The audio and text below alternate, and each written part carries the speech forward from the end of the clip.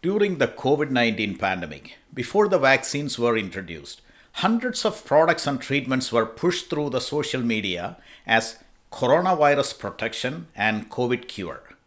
One such product was virus shutout protection pendants, a necklace with a badge like small packet as the pendant with some unknown chemicals inside. These were claimed to protect those who wear it from catching COVID. There were other claims of protection and cure like saltwater spray, antiviral volcanic ash, and boiled betel leaves, which were advertised broadly on social media. Millions of people bought them and used them until countries started banning the sale of some of these products because they did not offer any real protection or cure.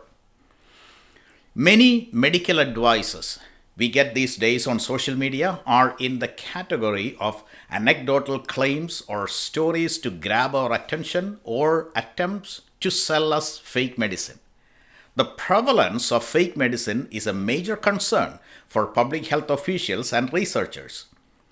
Fake medicine can be dangerous for two reasons. Firstly, they may not provide the desired treatment or protection against the illness and thus make us waste our time and money. And secondly, they undermine the effectiveness of real medicine due to unforeseen chemical interactions between the fake and real medicine. Remember this next time when you see a story about a miracle medicine for weight loss or diabetes or blood pressure or cancer. How do we know what works and what doesn't? Not just in the field of medicine, but also in many different areas of our life, like education and public policy. How do we find the answer to questions like, does a new method of teaching math make it easier for students to learn math? Does a newly invented medicine treat cancer better?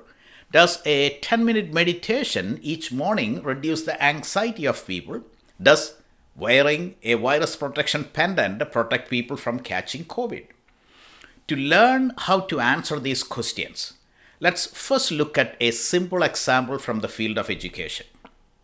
A teacher proposed a new method of teaching math as a more effective one than the method currently used in schools. So, how do we determine which method of teaching math, the proposed new one or the old one, is more effective?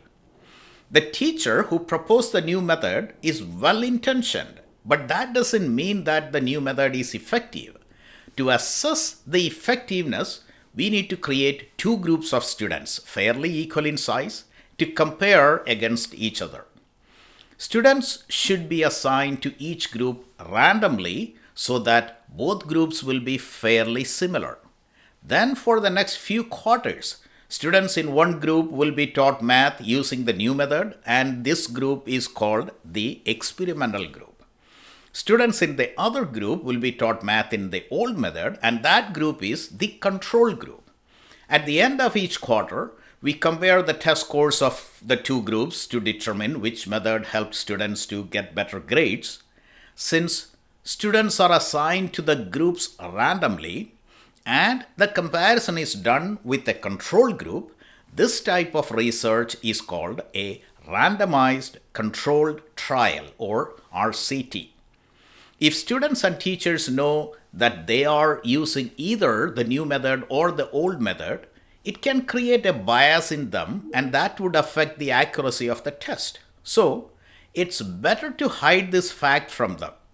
Since we are blinding the students and teachers from this fact, it's called a double-blind randomized controlled trial. Let's look at one more example of double-blind RCT. Researchers trying to assess the effectiveness of a new cancer medicine use the same process. They create two groups and assign cancer patients randomly to each group. The group that will get the new medicine is the experimental group. The other group, which is the control group, will get a fake medicine that looks like the new medicine but has no medicinal value. It's done to limit the placebo effect. To make it a double-blind trial, the researchers will not let the patients or the healthcare workers know who got the real medicine and who got the fake medicine. Health status of everyone in both groups will be recorded on a regular basis to determine if the patients in the experimental group got better than the patients in the control group. Now, let's come back to the numerous health benefit claims that we often see on social media. Claims like, use this product to stop hair loss, or I did this and lost 20 pounds in 2 weeks. Most of these claims are just that, mere claims. A claim cannot be generalized and is not a proof without additional data and analysis. From the two examples discussed here, you know what it takes to prove a claim: a double-blind, randomized, controlled trial. We don't need to do these experiments and randomized controlled trials personally to get the answers to many of the questions we come across.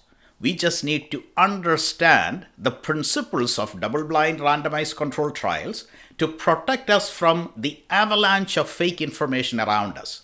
Once we understand the principles of RCT and how it is done, we can easily see through the fake claims and realize that they are just stories and anecdotes, and they cannot be considered as facts that we can use in our lives. For lessons like this, subscribe to this channel and click the bell icon. Young Speakers Club offers weekly live video classes for school children to improve their public speaking, critical thinking, and leadership skills. Register online at youngspeakersclub.com.